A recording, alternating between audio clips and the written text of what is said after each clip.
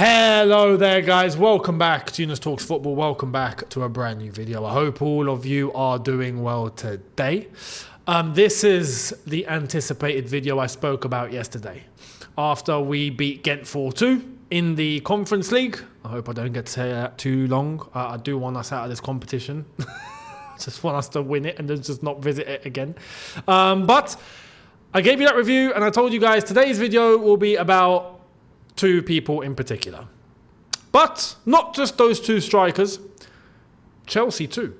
We have to talk about Chelsea. And I'm going to end with a couple of bits of news that's come out today that I feel like I have to mention. But let's get into it. Because I make this point, and I make this regularly. You guys that know me and have been here for a while know me. Yeah. The ones that are new, whatever impression you have of me, it is what it is. Keep watching and we'll see whether you have a good one or a bad one. But the ones that have been here for a while know that I'll just tell you how I feel, the way that I see it, and end of story. And that doesn't mean that I'm always right, and it doesn't mean that I'm always wrong. I'll give you an example. My predictions lately have been absolutely phenomenal. I nearly got yesterday right too. If it wasn't just, one goal to take off Ghent and one goal to come over to our side, and I would have nailed the flipping scoreline again. But I've also got things wrong. And I only feel like it's right to be able to embrace that, own it, and be honest. One thing that I nail as a foundation on this channel is honesty. I tell you guys exactly just how I see it. And if you like it, you like it. And if you don't like it, tough. Yeah. And what we have seen since the start of this season, about two strikers in particular, one mainly, but the other one has come out of nowhere as well, kind of like the supporting act. Like when you go to a show and then there's the main show, there's the main event, but there's a supporting act before. Yeah, there's someone that comes to warm up the crowd. That's basically what we've got here. Jhon Duran and Omorodion. Okay? I want to mention something off the bat. This has to be mentioned because online analysis is a weird thing and it's a weird place. There are people that genuinely believe that Chelsea decided to not go for any of these guys because of Twitter. Can we just remove that from everyone's minds, please? It's stupid, it's nonsensical, it's dumb. And if there is a football club operating like that, they should shut up shop, throw the key into the Thames, and not visit the industry ever again. Because it just doesn't make any sense. Chelsea didn't get Jhon Duran or Omorodion, not because they were listening to people on Twitter. Yeah? I mean, that's not even the best place to listen to people. Let me just tell you that now, because I've seen examples of football and non-football of things that have been popping on Twitter, and in real life, no, it's not the case. It's the complete 180. It's the complete opposite that's happening in real life. So Twitter's a weird place. But let's talk about Jhon Duran. Omorodion we were meant to get, and it just collapsed at the very last moment. We all remember that. It collapsed. Why? And you know what's funny? Both of them are actually related to the same source. We got to clarify, we didn't get Duran and we didn't get Omorodion because for Omorodion, Gallagher didn't go the other way. That fell through, right? In fact, for Gallagher Atletico, it was the other way around. Omorodion fell through, and as a result, Gallagher fell through. But for Aston Villa, Gallagher wasn't involved in that deal. Therefore, Jhon Duran didn't come to Chelsea. That's why. And it's not just me. Journalists have come out, Fabrizio's come out and said that it's not because of Twitter. So can we just remove that? It's just dumb, right? However, let's get to the main point here. The main point. Jhon Duran and Omorodion have been killing it this season so far. Especially Jhon Duran. Especially. And I say especially for one reason mainly. That reason mainly is he's killing it in the Premier League with limited minutes, he's coming off the bench and doing the business. And in the Champions League against a team like Bayern Munich. I mean, it's just ridiculous. And look at the goals he's scoring. They're not tap-ins. They're all bangers. It's literally 35-yard bangers every single week from this guy. Unbelievable. So, were Chelsea right to look at Jhon Duran in the first place? Yes, they were. Absolutely they were. So, on that, Chelsea have proven me wrong.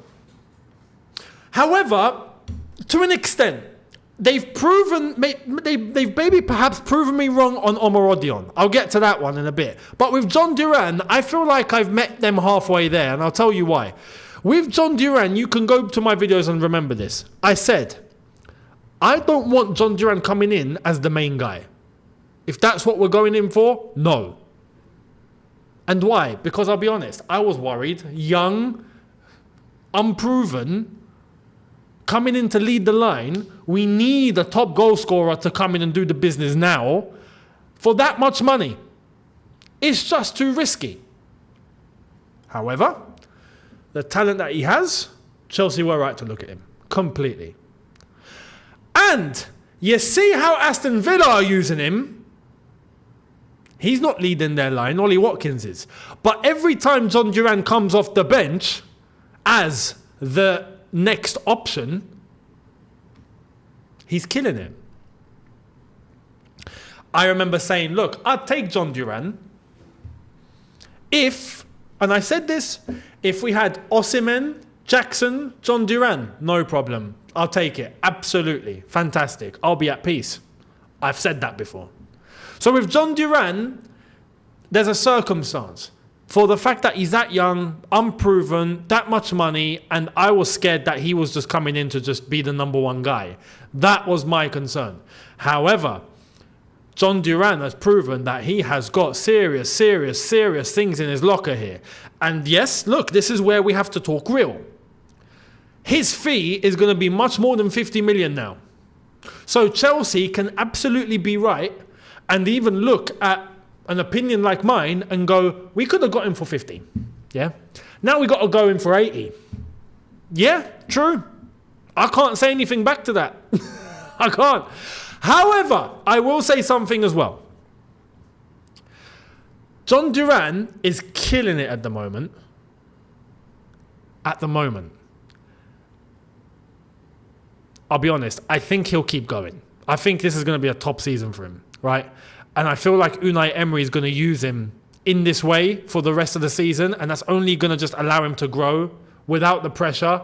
And then next season, he could honestly come in for Ollie Watkins, or he'd be sold for astronomical money. It is about the consistency, and it's about what he's going to do over the course of the whole season. His stats at the moment, if we look at Jhon Duran, 9 games played, 6 goals. He's played 297 minutes and he scored 6 goals. That's, I think, on average, a goal every 48 minutes. It's stupid. It's just dumb. It's phenomenal form. Can he keep it up? I'll be honest, I think he can. I think he's well managed. I think his role of coming off the bench is perfect for him right now. I don't expect him to lead. And I think that doesn't bring so much pressure. And I think he's in his element. And his finishing, his instinct is just top class. His instinct, he knows exactly when to shoot and where to shoot. It's mad. So for that, Chelsea, I give credit. I give credit for the fact that Chelsea were scouting him. They did notice him when no one else knew him. And I hold my hands up to say that's a talent. That is a talent. So fair play to Chelsea on the fact that they were looking at Jhon Duran. Some people might say it's because of Gallagher we didn't get him. Yeah, perhaps. At the same time, some people would probably say, well, why didn't Chelsea just pay 50 million? We could have just paid 50 million. I'll be honest, if we had done that, I would have been fuming. However, if Chelsea were to use him in this role like he's being used at Villa, yeah, I think it would have worked. I think it would have worked. So, that's Jhon Duran. Omorodion. Omorodion's a weird one. This is where I hold my hands up to an extent. I wrote him off. I wrote him off. I was like, yeah, Omorodion, what are we doing? Like, what is this? What is this? He's gone to Porto, and he is killing it. Killing it. 6 games played, 7 goals. He's scoring more than 1 goal a game.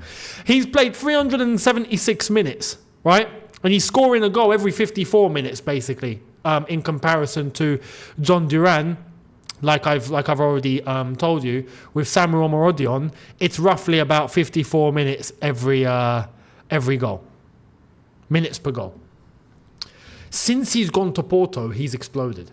Now, where I've praised Jhon Duran on one particular area, he's been doing it in the Premier League, and he's also done it against Bayern Munich in the Champions League. Omorodion, yeah, it's the Portuguese league, and it's the Europa League. However, I will say, what he done to Manchester United 2 nights ago, phenomenal. Brilliant. But again, this Omorodion, funnily enough, is where I would praise Chelsea more. Because like I said, I legit wrote the player off. And again, even for Omorodion, I was like, yeah, you know what? Look, I wouldn't mind having him if he was like the 3rd option. You see how we got Margue? If we had Omorodion in that option, but we had a top striker that's come to the club as well, I was saying Osimhen. Then fair play, right? Fair enough. But we got Margue. My argument for the fact that we shouldn't go for Omorodion anymore, well, we got Margue. We've seen in the past, look at the amount of players that we've had bring in, and they've just not featured. Fofana, as Matisse calls him, Denzel Washington. There's players there that have just not featured, and they're strikers, and they're not main strikers. They're potential 3rd options. I was looking at Omorodion in the same bracket, and most were.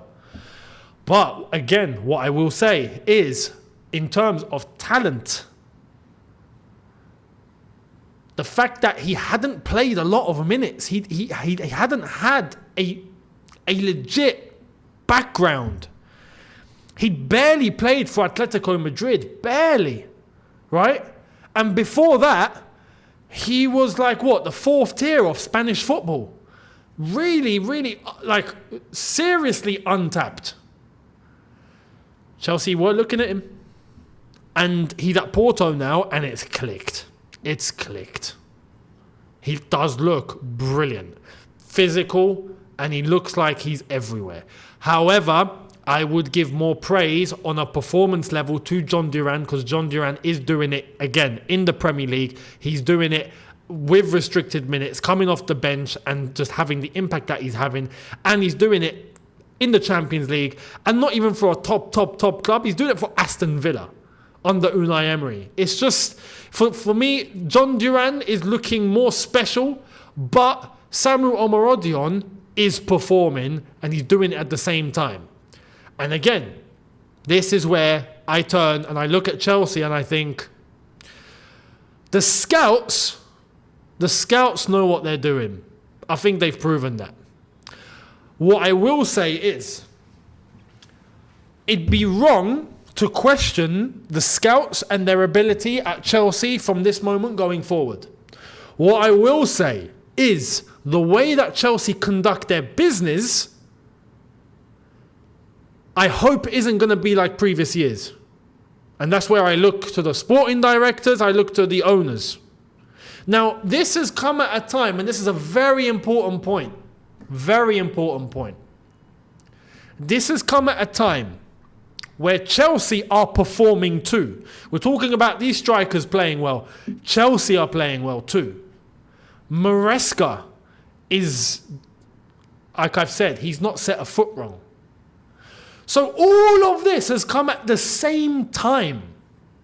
This is where it makes Chelsea look brilliant. The owners and the directors right now must be looking, they must be in their office with cigars in their mouths going, hey guys, we got it right. And they're just literally looking at all the opinions of the fan base and going, don't listen to them. And to an extent, right, they have a point now. I can't deny that. No one can deny that. However, Chelsea's form right now needs to continue.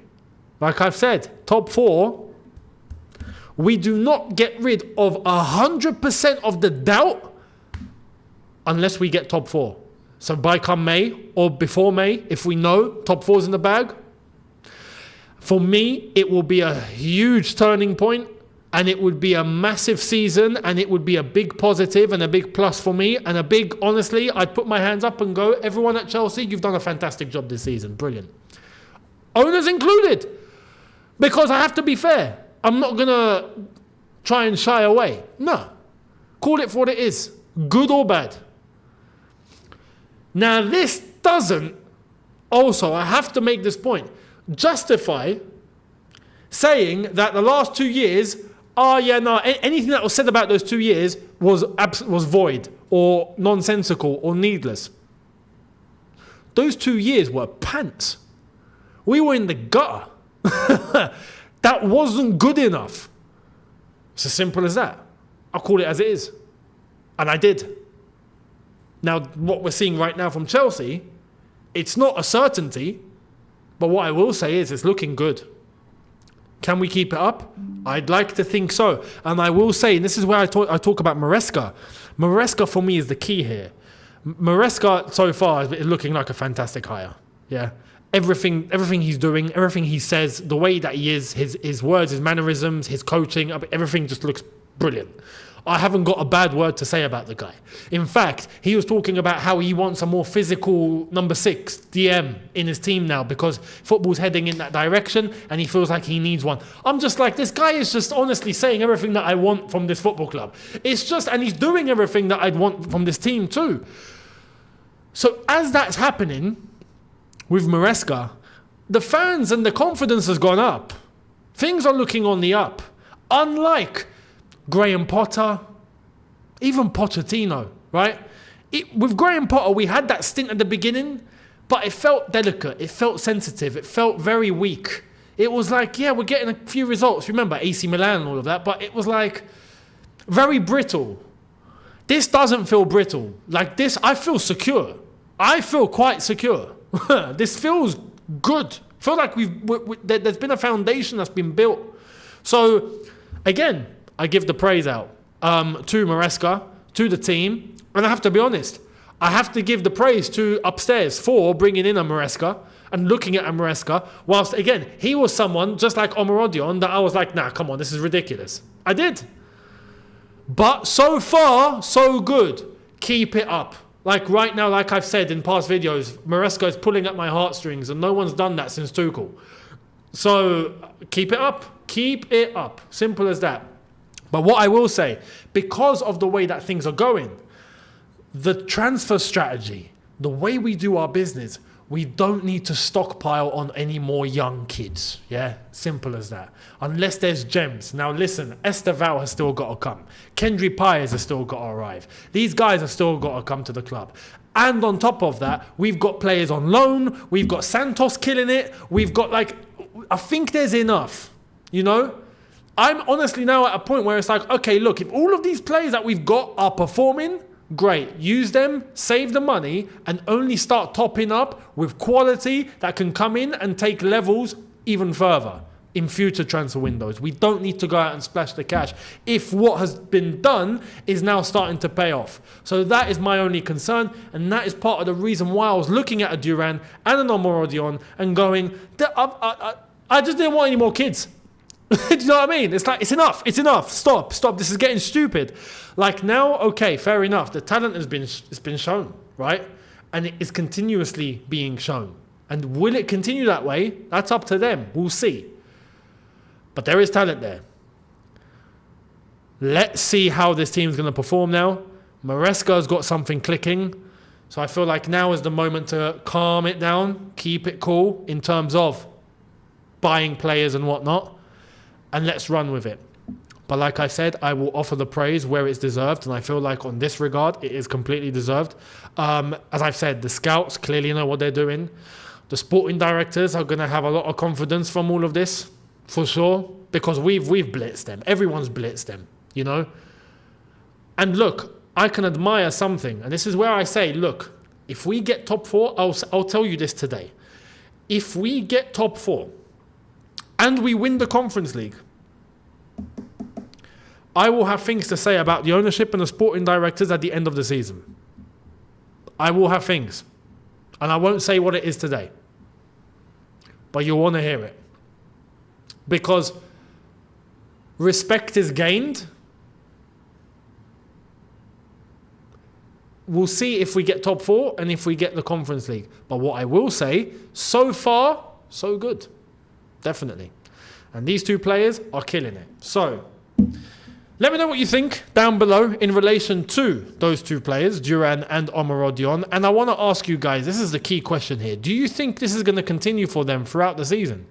Or do you just think this is just a really good moment and it's going to die down eventually? It will die down briefly. But I mean, the consistency is where they're going to be banging goals throughout the season. You know, they're not going to just stop and then go 4 months without a goal. Like, no. I think that they're going to continue scoring at their respective clubs and their values are going to skyrocket. So we'll see what happens there. But before we end, a couple of bits of news. Let's get into it. Enzo Maresca saying Reece James is still not ready, not available. All the other players are available now. And he referenced Carney Chukwuemeka was in the squad for Ghent, but didn't feel well during the night and he was ill. So I bring this up because I just want to make this point. I've said, and I've said it on here, I want to give Reece James one more chance. You have one more chance to stay fit. But I've got to be honest. Will that chance even come? It's not looking good for him. It's really not looking good for him. I'm starting to lose faith. I'm genuinely like now, the fact he's out for this long, I'm looking at Reece James and going, I think you're done. I'm starting to think you're done. And it's sad. I'm gutted. But let's wait and see. Let's wait and see because it's like I've said, he's got one life remaining. Yeah. And whether he even takes that life is the problem now. You know, maybe he just doesn't, he just can't have that last life. Maybe he's not going to make it. I don't know. But we'll see. And Maresca said, talking about Maresca, we're going to end on this. This is what I mean. Everything that he's doing, what he's saying, the moments he picks out, everything that he's doing so far is just great, right? Listen to this. So he said, I really don't think we can compete with City or Arsenal. We are not ready. City worked with the same manager for 9 years. Arsenal, 5 years. Us, 3 months. The target is to slowly get closer. Now, he was asked this about being in a title race. He was asked, like, about legit Chelsea in a title race with City and Arsenal. And he was like, no, we're not at that level yet. You remember we're the little horse. We're the little horse that needs milk and needs to learn how to jump and needs practice. And then next season, we'll be a good horse. A horse that can race. Similar vibes. And this is just, this is all this is going to do. And I'm starting to get Maresca, I feel like. I'm starting to understand the way that he talks and the way that he thinks. His goal is to just minimize the pressure of the team as much as possible. As much as possible. Even if what he says, like he did at the beginning of the season, sounds a little bit crazy, like the way when we lost to City, and then he just made it look like it wasn't a big deal. Which in turn now, probably doesn't look like it was that big of a deal. So again, this is where you think, no, he's being proven right. His thing is in public just to minimize the pressure. But you can see that the team are reacting to him. The team are enjoying themselves. The team are playing really great. The team are flexible. He's flexible. It's not just one way of playing. We're getting results. We're winning. What more can you say? Do you know what I mean? So what Maresca is saying, again, it's calculated and it's perfect and it's brilliant, and I only have good things to say so far. I really do. So I hope it continues. Let me know your thoughts down below. Much appreciated. I hope you enjoyed this video, and make sure you've hit the subscribe button, notification bell on. Tomorrow, preview for Chelsea versus Nottingham Forest, because Sunday, it's our last home game before we go to Liverpool. If I'm not mistaken. That's the calendar. I've got to double check. But make sure you're here. Hit the notification bell to be notified once I've uploaded. Social media links as well. They were on screen and they're in the description. Make sure you're following. Much appreciated. And I will see all of you tomorrow. Have a good one, people. See you in a bit. Take care and peace.